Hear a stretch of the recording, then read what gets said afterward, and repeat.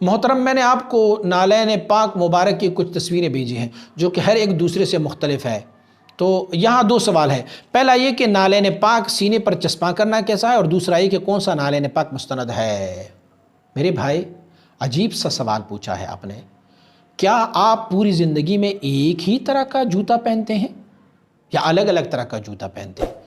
حضور نبی اکرم صلی اللہ علیہ وسلم بارک کے نالین مبارکہ کی جو مختلف تصویریں ہیں، آپ نے اپنی زندگی میں بہت ساری نالین پہنے ہوئے ہیں اور وہ ایک دوسرے سے مختلف ہیں۔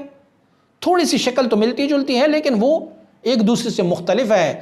جیسے ہم اور آپ لوگ اپنی پوری زندگی ایک ہی جوتا، ایک ہی طرح کا جوتا تو نہیں پہنتے نا، اسے تبدیل کر لیتے۔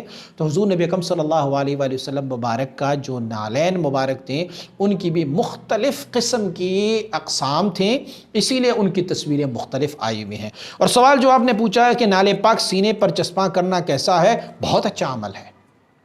اس سے بد عقیدہ لوگ جو ہے وہ جل جاتے ہیں، اس سے بد عقیدوں کو نفرت ہوتی ہے، وہ ہماری اس عمل سے جو ہے وہ تکلیف اور اذیت میں آتے ہیں۔ اور ہم تو کہتے ہیں کہ اگر حضور کے نالین پاک ہمیں ہمارے سر پر رکھنے کو مل جائے نال پاک حضور، تو پھر کہیں گے کہ ہاں تاجدار ہم بھی ہے۔ ہمیں جو چیز محبوب ہوتی ہے اسے ہم سینے سے لگاتے ہیں، اگرچہ یہ بذات خود تو نالین پاک نہیں ہے، لیکن ان کی مثل تو ہے، ان کی مثل بھی ہمیں اتنا پیارا ہے کہ ہم اپنے سینے پر سجا لیتے ہیں۔ بالکل جائز ہے، اس میں کوئی حرج نہیں ہے۔